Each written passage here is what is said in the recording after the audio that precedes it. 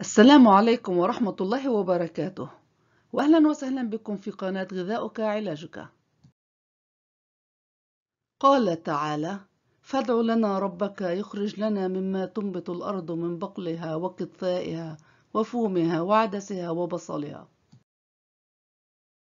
الخضروات تحتوي على العديد من المغذيات والمواد المضادة للأكسدة، لذلك كلما أضفت أصنافا جديدة من الخضار الملونة كلما كانت الفائدة أكبر، فإن مضادات الأكسدة تلعب دورا في حماية خلايا الجسم من الضرر، وبذلك تساهم في صحة أفضل خاصة خلال شهر رمضان المبارك. فلذلك تناول المزيد من الخضار والفاكهة الطازجة والمنعشة في السلطة والشوربة والأطباق الرئيسية. وإليك وصفة الكينوا مع البطاطا الحلوة الصحية التي تحتوي على العديد من الخضروات. المكونات: حبتان بطاطا حلوة متوسطة الحجم مقشرة ومقطعة لقطع متساوية، ملعقتان كبيرتان من زيت الزيتون، ملح البحر والفلفل الأسود حسب الرغبة، كوب من الكينوا، كوبان من الماء أو مرق الدجاج أو الخضار، نصف كوب من أوراق السبانخ الطازجة مقطعة قطع كبيرة، أفوكادو كبيرة مقطعة إلى قطع صغيرة، ثلث كوب من التوت البري المجفف.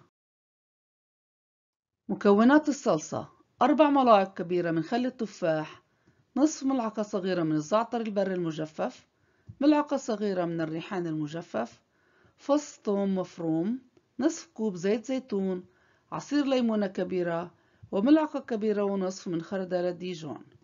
لمعرفة طريقة تحضير خردل ديجون راجع الفيديو 11 من سلسلة رمضانيات في قناتي. طريقة التحضير: أشعل الفرن إلى 425 درجة أو 220 درجة مئوية. ضع البطاطا الحلوة في صينية، ثم أضيف زيت الزيتون والملح والفلفل حسب الرغبة. اخلطيهم ثم ضع الصينية في الفرن لمدة 15 دقيقة. قلب البطاطا واتركيها لمدة 20 دقيقة أو حتى تنضج. اغسل الكينوا وصفيها. امزج الكينوا مع الماء أو المرق في طنجرة صغيرة. دع المزيج يغلي ثم اخفض النار لمدة 15 دقيقة أو حتى يمتص الكينوا الماء تماما. ثم اطفئي النار واتركي الكينوا مغطى لمدة 5 دقائق. ثم قومي بإزالة الغطاء وقلبي الكينوا بالشوكة. ضع الكينوا المطبوخة والبطاطا الحلوة في وعاء كبير واتركيها لتبرد. اخفقي الخل، خردل الديجون، الزعتر، الريحان، الثوم، الملح والفلفل في وعاء صغير. أضيفي إليه زيت الزيتون تدريجيا أثناء الخفق، ثم أضيف عصير الليمون.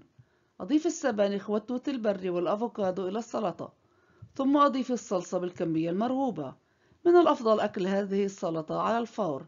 استمتعي أنت وعائلتك. شكرا لمتابعتكم. من فضلكم اشتركوا في قناتي وتابعوني غدا بفيديو جديد. تقبل الله صيامكم وقيامكم.